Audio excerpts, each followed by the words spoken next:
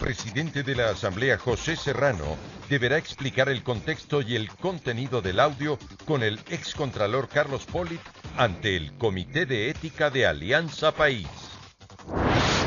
Contralor Pablo Celi pidió a la Fiscalía que incluya al expresidente Rafael Correa en las investigaciones sobre el campo Zingue. Ministra de Electricidad anunció que el gobierno analiza la posibilidad de eliminar el subsidio al gas. Avioneta con tripulantes mexicanos se accidentó al sur de Guayaquil. Se presume que la aeronave se usaba para transportar droga. En lo internacional, Cristina Fernández de Kirchner será llevada a juicio por supuestamente encubrir terroristas iraníes. Además, histórica reunión de las dos Coreas en búsqueda de diálogos sobre programas nucleares.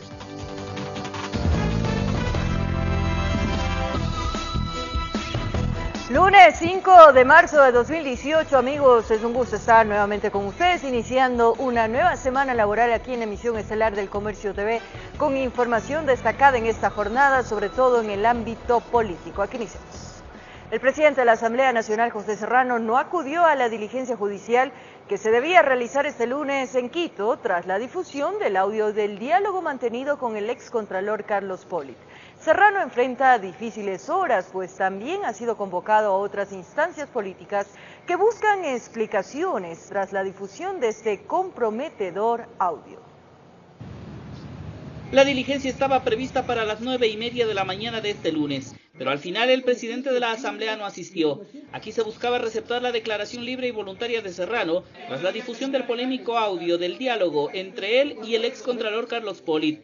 El fiscal que lleva el caso afirma que se dictará nuevo día y hora para recibir la versión del presidente de la Asamblea. Se ha llamado a una versión al señor presidente de la Asamblea, no ha comparecido y pues se señalará nuevo día y hora para que el señor presidente de la Asamblea comparezca ante esta autoridad para escuchar qué es lo que tiene que decir sobre los elementos. Extrañado, el fiscal afirma que esta diligencia debía realizarse de manera inmediata y recuerda que fue el mismo presidente de la Asamblea, José Serrano, quien pidió la judicialización de este caso. Están pidiendo que se judicialice, la Fiscalía está presente, está dando respuesta. Entonces colaboremos con la judicialización de este tema y aclaremos este tema. A pesar de que esta diligencia no se pudo realizar, el fiscal Salazar anuncia que continuará indagando. Es más, este martes se realizará la extracción del audio completo de ese diálogo para poder avanzar con la investigación. Una vez que tengamos la extracción, nosotros realizaremos los temas pertinentes y los que siguen dentro de la investigación. A la par, la situación política de José Serrano continúa siendo evaluada y criticada. Los concejales morenistas del municipio de Quito piden la dimisión de José Serrano.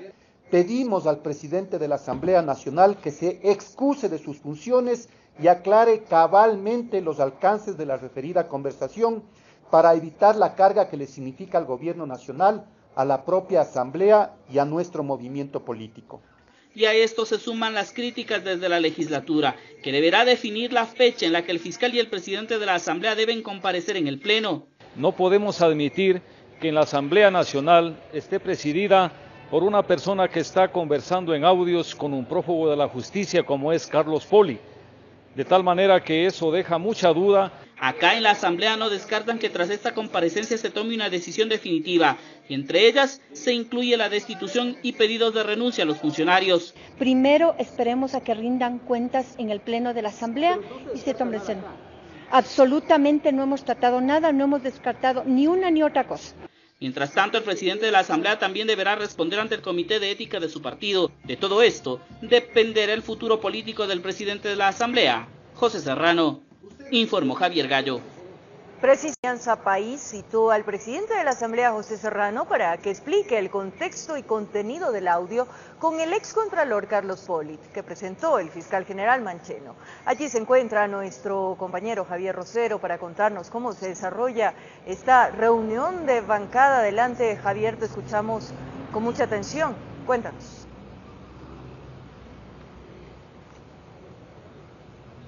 Compañeros, muy buenas noches. En efecto, siendo las 7:01, nos encontramos en los exteriores de la sede nacional del Movimiento Alianza País, ubicado aquí en la ciudad de Quito, Les informamos que aproximadamente a las 6 de la tarde el presidente de la Asamblea Nacional, José Serrano, acudió hasta este lugar a comparecer ante la Comisión de Ética y Disciplina de esta organización política. Nosotros les podemos también comentar que intentamos conversar con él para que nos brinde declaraciones previas antes de esta comparecencia. Sin embargo, él indicó que será al final cuando él se pronunciará. La Comisión de Ética y Disciplina de Alianza País lo citó para que dé explicaciones respecto del audio en que se le escucha con el excontralor Carlos Poli, prófugo en Miami. Este audio, ustedes recordarán, fue difundido el pasado 26 de febrero por la Fiscalía General del Estado.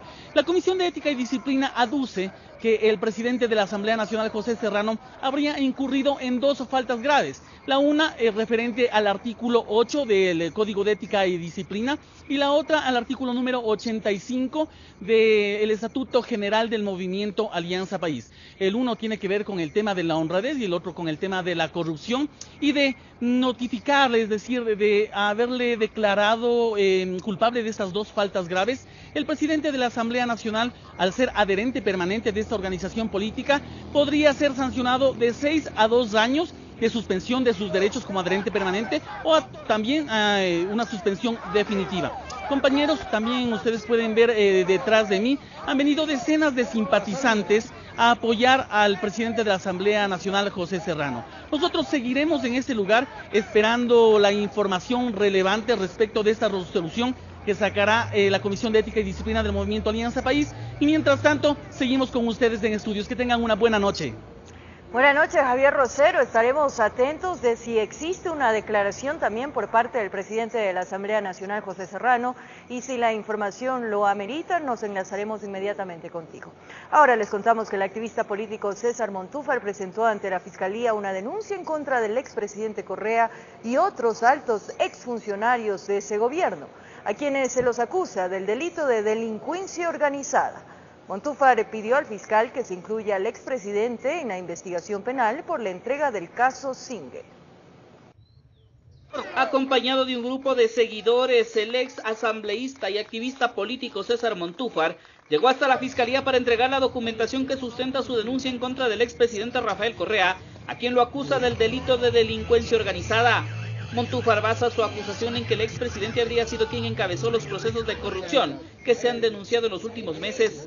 Aquí no estamos hablando de casos aislados, estamos hablando de un esquema, de una trama de delincuencia organizada que no pudo haber ocurrido, que no pudo haberse conformado, que no pudo haber funcionado si no era porque fue planificada desde la primera magistratura del país, desde la propia presidencia de la República, teniendo como cabecilla de esta banda delincuencial a Rafael Correa Delgado. Y en esta denuncia se incluye al ex vicepresidente Jorge Glass, al ex secretario jurídico Alexis Mera, a ex ministros y secretarios de Estado del anterior gobierno, incluso al actual fiscal Carlos Vaca y a la fiscal subrogante Tania Moreno, así como al presidente de la Asamblea José Serrano. Que el fiscal general Carlos Vaca se excuse de llevar adelante este caso, e igualmente a la fiscal subrogante Tania Moreno, que ha sido mencionada como una de las personas que han participado, ha tenido relación con miembros de esta banda. Así, Montúfar también pide que en este proceso se incluya la investigación abierta por Contraloría en contra de Rafael Correa por el caso de la entrega del campo petrolero Singue. Las responsabilidades penales encontradas en contra del expresidente Correa en el campo Singue es uno entre muchos otros. En este caso, la Contraloría ha pedido formalmente a la Fiscalía incluir en la investigación penal al expresidente. Informó Javier Gallo. En un informe emitido por la Contraloría sobre un estudio realizado a la fase 2 del Metro de Quito, habría determinado la destitución del gerente del proyecto. Por su parte, la empresa de Metro respondió que el contrato se basaría en políticas supranacionales. Tras un estudio a la construcción de la fase 2 del Metro de Quito, que tiene que ver con la construcción de las 15 estaciones, la Contraloría predeterminó 2 responsabilidades civiles y una administrativa. La primera predeterminación es de $853,746.75 por ítems no justificados incluidos dentro del rubro del contrato, pagados hasta la fecha del corte del estudio. Por lo que la Contraloría establece que por esos ítems que los califica injustificados, justificados ya se habría pagado. Así, la inclusión de estos componentes por parte del consorcio oferente sería de $11.504.309,59 según menciona el informe. La segunda predeterminación es por $4.395.179,47 y tiene que ver con la modificación del objeto del contrato por parte de la comisión técnica, lo que obligó a la firma de un contrato complementario por la consultoría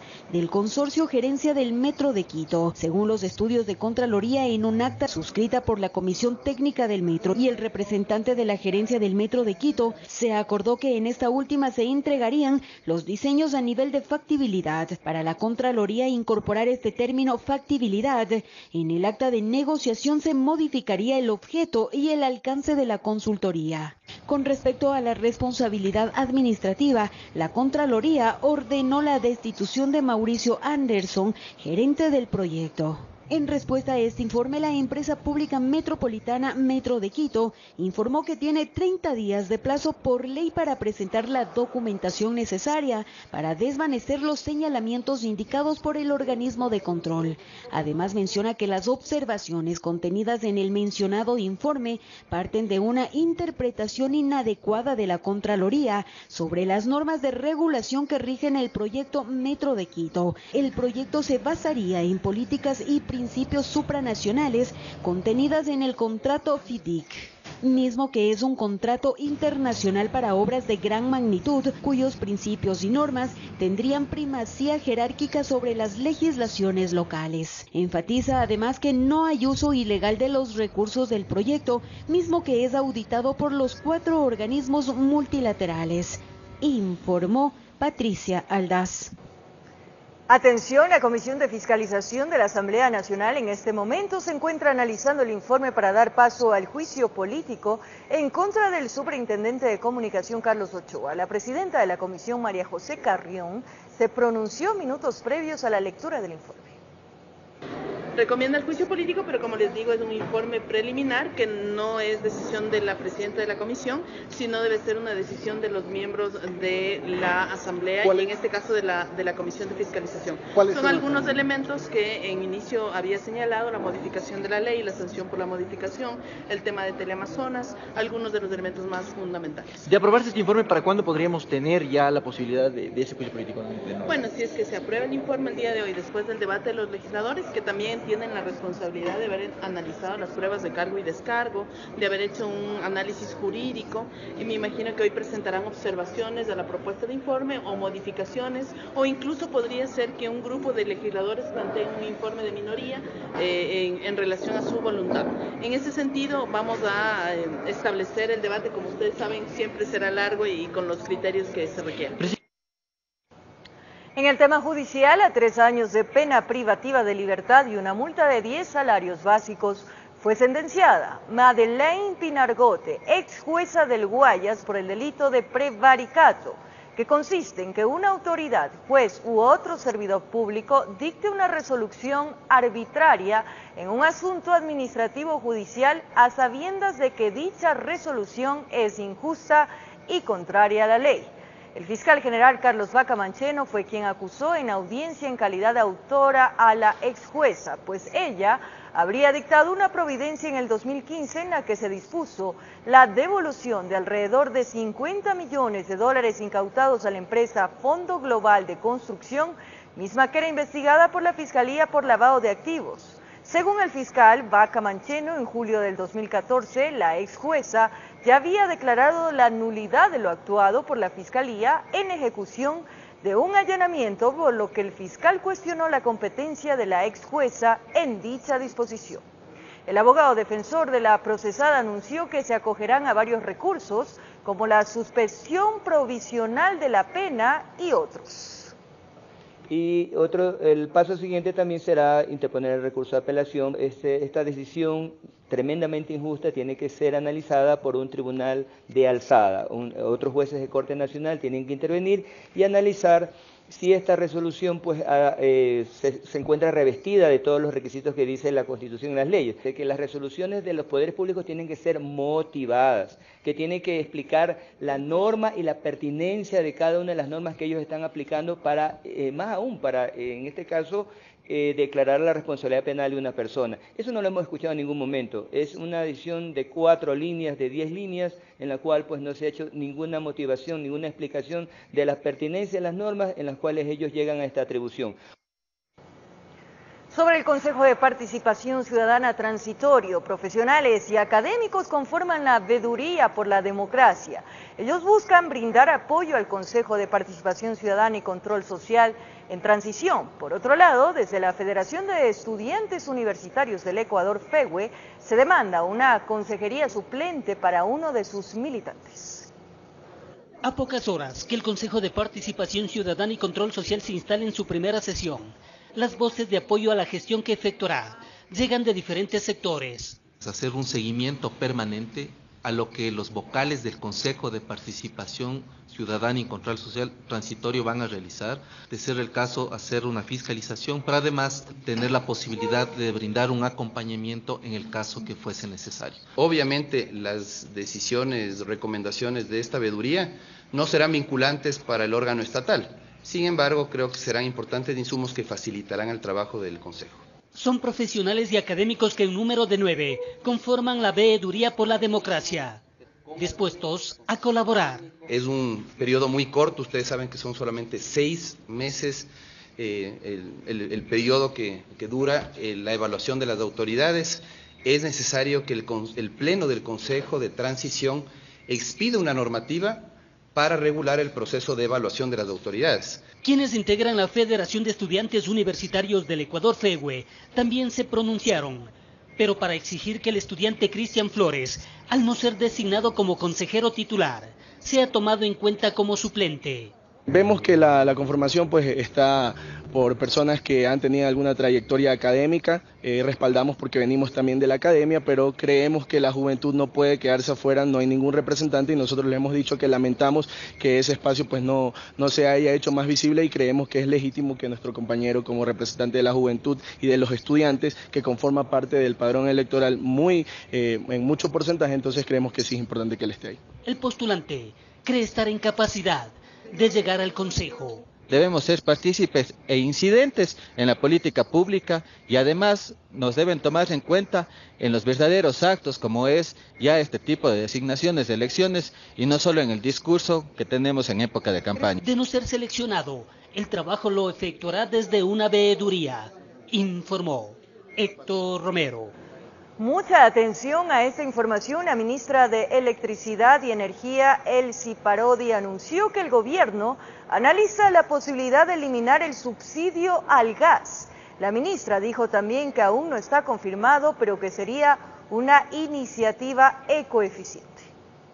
De hecho, se está analizando en el buró, se está analizando con el señor presidente, aún no hay una decisión tomada al respecto, pero sí se está evaluando la posibilidad de ir quitando ese subsidio. ¿De manera progresiva? Podría ser. Impulsar la competitividad para que la economía se reactive con inversión privada es lo que recomienda la Corporación de Estudios para el Desarrollo Cordes y la Asociación de Fabricantes de Alimentos y Bebidas, a quienes les preocupa la aplicación de medidas económicas. El fantasma de un posible paquetazo económico asusta a algunos sectores económicos del país, como la Asociación de Fabricantes de Alimentos y Bebidas. No sé si son rumores falsos, pero de todos modos sería gravísimo que venga un paquetazo en la situación que estamos ahora. José Hidalgo, director de la Corporación de Estudios para el Desarrollo Cordes, descarta que posibles medidas económicas que pueda tomar el régimen en perjuicio de los ecuatorianos estén a la vuelta de la esquina.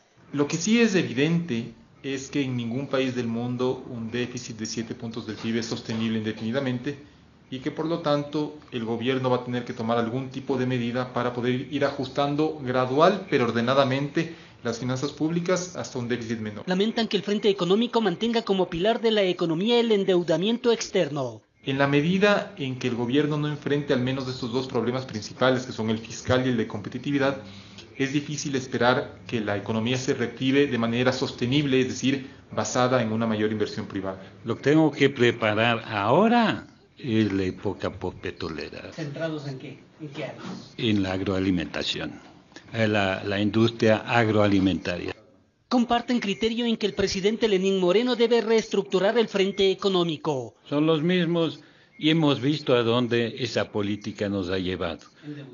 Endeudamiento. Y seguir endeudándonos es imposible. Finalmente la decisión de nombrar el equipo económico es del presidente y él sabe que el ministro Latorre, por ejemplo, fue un defensor asiduo de la política económica del gobierno anterior y de hecho, tanto es así que si bien el ministro se queja del endeudamiento o dice que ya es un tema preocupante, él ha contribuido con 8.000 millones de endeudamiento solo en apenas 8 meses de gestión.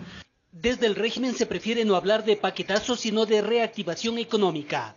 Solo la consulta popular, fíjense cómo ha sido eso una medida de reactivación económica. Nosotros en el mes de febrero tuvimos ya nuevos contratos registrados, 124.000 nuevos contratos registrados. Lo cierto es que en menos de 2 meses se anuncia otro plan de reactivación económica, informó Héctor Romero. Concejales de Alianza País solicitan la renuncia inmediata del alcalde de Quito, Mauricio Rodas. Los ediles aseguran que las obras ejecutadas en la urbe son parte de la planificación de la anterior administración municipal.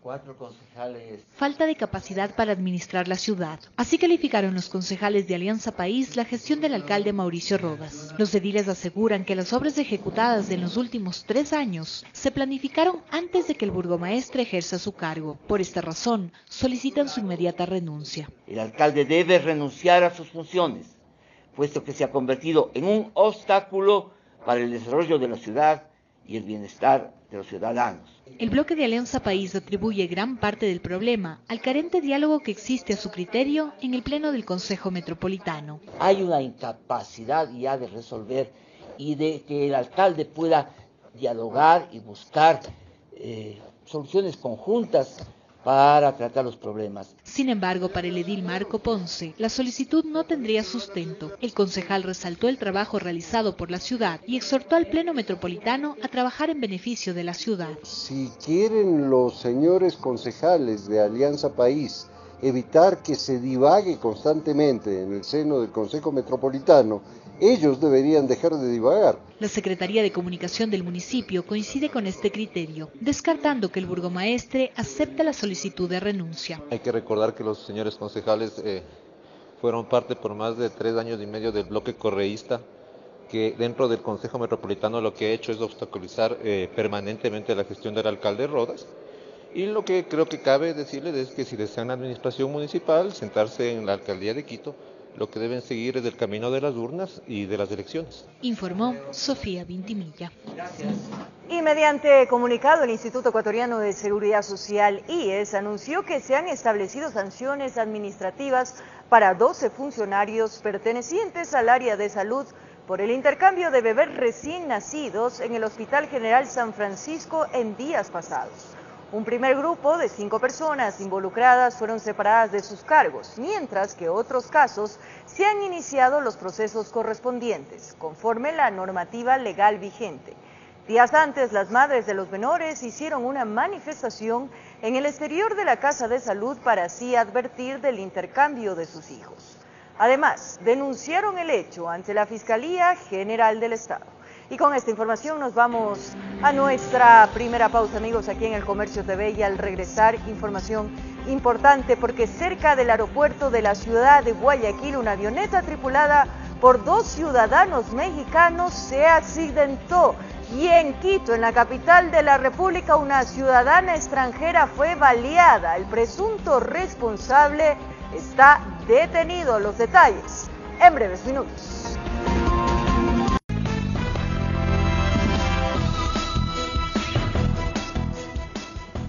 Estamos de vuelta, amigos, en El Comercio TV. Regresamos con más y como lo anunciamos, en el sector de Loma Grande, centro de Quito, una ciudadana extranjera fue baleada.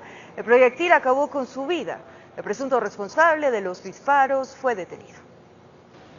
le habrían estado esperando cuando la ciudadana colombiana de 30 años salía por la Joaquín Paredes en el sector de la Loma Grande. De un automóvil supuestamente se bajó un sujeto que disparó por 2 ocasiones. Uno de los proyectiles le impactó en la cabeza, dejándola mortalmente herida. Sonó una explosión, ¿no? Entonces salió la muchacha corriendo y dijo que parece que mataron a alguien. Al presunto responsable de los disparos no le importó que la señora cargaba entre sus brazos a una niña de aproximadamente 9 meses. Con la bebé se desplomó sobre el asfalto. Testigos del hecho auxiliaron a la infante mientras esperaban la llegada de la ambulancia. A la niña, eso sí, le vi que estaba llorando y ahí le vi que estaba ahí tirada y ya se llenó la gente. Aún respirando con dificultad, fue trasladada hasta una casa de salud donde murió luego de algunas horas. La herida de bala complicó su salud. La policía preventiva organizó un operativo para ubicar a los ocupantes del automóvil. El chofer fue alcanzado al norte de la ciudad. Sería el responsable de los disparos. Encontró en su poder un indicio vinculante con el vehículo abandonado, así como también es reconocido por un testigo presencial como posiblemente la persona que causaría los disparos. El también colombiano sería la expareja de la mujer. Agentes de la DINASED investigan cómo se dieron los hechos, pero por los antecedentes podría tratarse de un caso de femicidio, considerando la cercanía con la víctima y la relación que supuestamente tuvo con el gatillero. Detrás de este hecho hay un móvil de carácter sentimental, toda vez que uno de los causantes justamente habría tenido diferencias con el hermano de la occisa por temas sentimentales. El cuerpo de la extranjera aún permanece en el departamento forense de la policía, a pesar que está plenamente identificado. Hasta la morgue no han llegado familiares de la colombiana para los trámites de defunción. En Quito informó Iván Casamen. Mientras que en el cementerio de Calderón un feto en formación fue encontrado en medio de las tumbas. El pequeño cuerpo estaba envuelto en 2 cobijas dentro de un cartón. Caía la tarde y Olger llegó hasta la tumba de su madre a dejarle flores, pero algo hizo que desvíe la mirada. Vio a pocos metros de donde estaba un cartón. La curiosidad hizo que se acerque, lo movió y salieron unas colchas. En el interior un cuadro espantoso y doloroso al mismo tiempo. Las telas cobijaban un pequeño cuerpo en formación que tenía algunas horas de haber sido abandonado en el sitio. Policía Nacional a través de DINASED procede en coordinación con Fiscalía a realizar el levantamiento. Muchas hipótesis rondan en el ambiente, si se trató de un aborto provocado o de algo natural, pero lo que más duele a quienes son madres, que saben lo que es cargar en el vientre un ser vivo, es la forma como fue abandonado, botado a la intemperie, en esta ocasión en un camposanto. Yo como madre puedo decir que me parece algo indignante que, si no quieren tener, que se cuiden. Así como lo dejaron fue llevado, lo volvieron a cobijar con las colchas y junto al cartón lo embarcaron en una ambulancia de medicina legal. Difícilmente se conocerá quién lo abandonó. Por el estado estiman que tenía unas 12 horas de haber salido del vientre de la madre que le daba vida. Si no lo han querido tener, ¿por qué no se cuida? Porque hay métodos para cuidar. Hay muchos métodos para cuidar. ¿Para qué salen embarazadas y van a hacer eso? Tal vez será la inmadurez, evitar el que dirán o falta de recursos. No estamos para juzgar, pero nadie entiende la frialdad para abandonar a un ser en formación, botada a la suerte del destino, una criatura que por más inocente que sea, tiene derecho a descansar en paz. Salió de nuestras entrañas y qué feo dejarle botado por ahí, pues. No tiene un nombre, ni nunca lo tendrá. Le negaron el derecho a la vida, tal vez fue producto de un error, equivocación que la madre lo cargó en el vientre por aproximadamente 5 meses. En Quito informó Iván Casamen. Una avioneta tripulada por 2 ciudadanos mexicanos se accidentó en el sector Matorrilla, a 20 millas del aeropuerto José Joaquín de Olmedo en la ciudad de Guayaquil. La FAA y la Dirección de Aviación Civil reportaron que la aeronave no contaba con plan de vuelo, pero según la Fiscalía, esa información no ha sido remitida. En el centro de monitoreo de la Dirección de Aviación Civil, la alerta se generó a las 14 horas del domingo.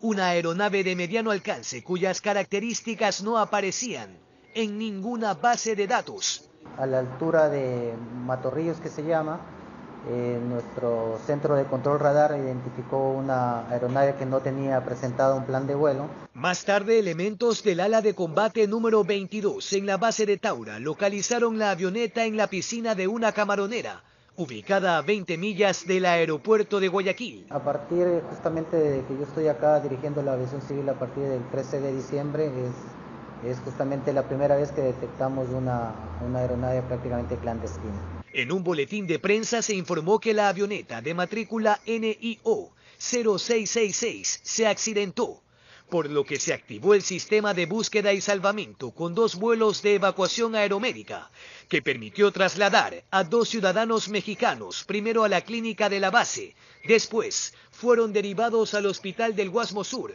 en Guayaquil, donde no hubo acceso a ninguna información para los medios. Nos dan indicios de que son aeronaves clandestinas.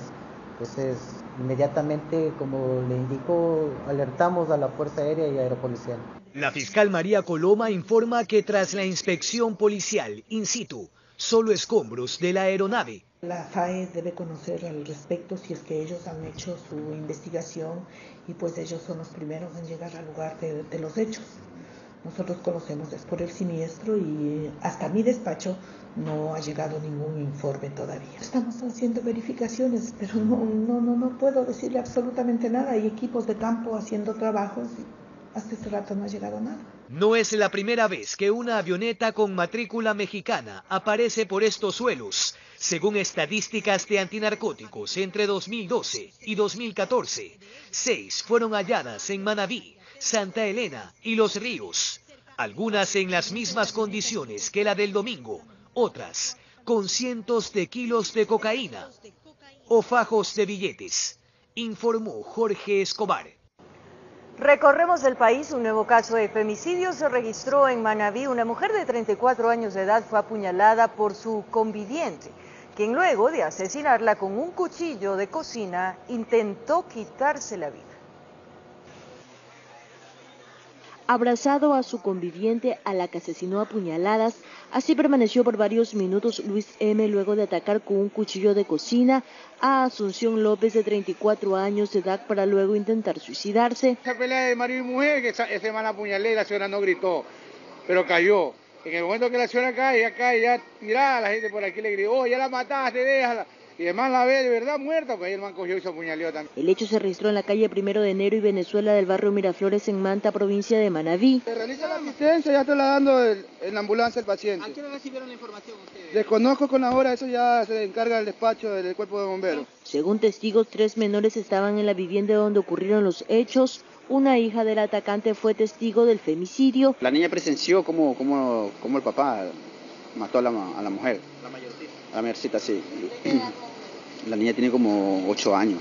¿El incidente se dio allá afuera, donde fueron encontrados? Sí, allá afuera sucedió todo. La víctima habría recibido 5 puñaladas que acabaron con su vida de forma inmediata. Nos hemos encontrado con una víctima de sexo femenino, ubicada, como ustedes pueden observar, aquí en la parte de aquí abajo de este domicilio, y presuntamente puede ser un femicidio. Al lugar llegaron agentes de INASEC y criminalística para levantar los indicios que quedaron en la escena. La víctima efectivamente fue apuñalada y el victimario presuntamente herido y también está detenido al momento. Este es el primer caso de femicidio que se registra en Manta. El presunto agresor habría estado en estado etílico. Con cámaras de Eduardo García desde Manta, provincia de Manabí, informó Wendy Delgado. 4 venezolanos se lanzaron al río Napo y uno de ellos se ahogó. Los 3 extranjeros fueron rescatados por canoeros del lugar y el cuerpo sin vida del ciudadano fallecido fue repatriado a su país de origen. 4 turistas extranjeros decidieron lanzarse desde un puente al caudaloso río Napo en Puerto Misahuallí. Los canoeros del puerto acudieron al rescate de los arriesgados turistas. Hay personas de aquí del puerto que conocen muy bien el río, el puente, y se lanzan, ¿no? Es un deporte que hace la juventud, pero nos deja una lección en la cual debemos prevenir. 4 embarcaciones, 3-4 embarcaciones, y rápido, ¿no? Actuamos para rescatar a los señores turistas que estaban. Uno de ellos, Juan Carlos Serrano, de nacionalidad venezolana española, de apenas 18 años de edad, desapareció en las turbulentas aguas del río Napo. Medio complicado por el acceso, donde había quedado el cuerpo. Entonces, más o menos eso fue cerca de las 7 de la mañana. Tras el levantamiento del cadáver y los trámites legales, sus restos fueron incinerados y repatriados a su país de origen. La causa de muerte es una asfixia por sumersión. Se ha examinado el cuerpo y no tiene signos de violencia física. En Misaguallí aseguran que este caso es fortuito y posiblemente se deba a la imprudencia de los viajeros. En Tena, provincia del Napo, informó Juan Carlos Urbina. El derrumbe de una montaña en el cantón El Chaco, provincia de Napo, dejó un muerto, un desaparecido y un puente destruido. Socorristas continúan con la búsqueda de la persona reportada como desaparecida. 2 personas fueron sepultadas por una avalancha de lodo que bajó de una montaña mientras trabajaban en actividades de piscicultura. El cuerpo sin vida de uno fue localizado, pero aún no ha sido identificado. Esperemos tener resultados y si no, pues esperemos que el nivel del río baje y podamos tener algún resultado positivo. Los familiares de Miguel Aguinda, de 47 años de edad, siguen de cerca las labores de búsqueda que realizan los socorristas.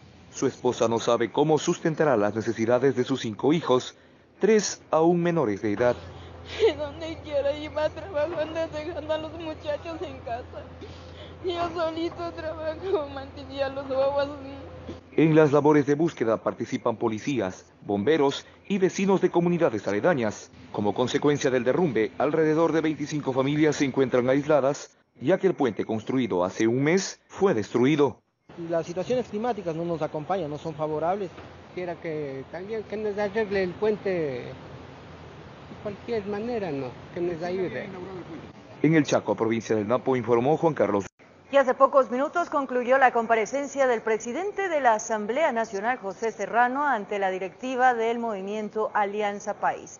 Estas fueron las declaraciones de José Serrano hace pocos minutos. Y las explicaciones que se requieran por parte de nuestra militancia en este tema y en cualquier otro, pues siempre estaremos predispuestos a dar toda esta información que permite efectivamente clarificar hacia dónde queremos avanzar también en la perspectiva de una militancia verdadera, una militancia transparente, que sobre todo es lo que necesita no solamente el Movimiento Alianza País, sino todo nuestro Ecuador.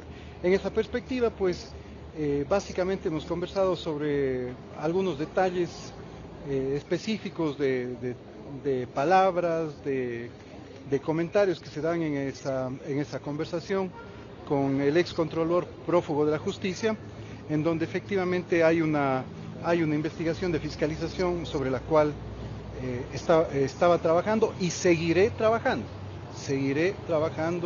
mientras sea asambleísta, hasta el último día que sea asambleísta, seguiré trabajando en los temas de fiscalización. En esa perspectiva, pues, aspiro que en la siguiente reunión, he sido convocado para una siguiente reunión por la Comisión de Ética, pues pueda aportar más elementos sobre los requerimientos que tenga la comisión. Por el momento quisiera que sea la comisión la que se pronuncie y seré muy respetuoso justamente de ese pronunciamiento. Lo fundamental es la institucionalidad del país, Y aquí sí, le digo a todos nuestros compatriotas que yo, por lo menos, no voy a ser parte de que un grupo de asambleístas correístas y una bancada manejada por Guillermo Lasso pongan en peligro la democracia y al mismo tiempo pongan en riesgo la gobernabilidad del presidente Lenín Moreno. Es momento de despedirnos, amigos, que tengan un buen inicio de semana, que sea muy productiva. Todos nuestros mejores deseos para ustedes. Un abrazo.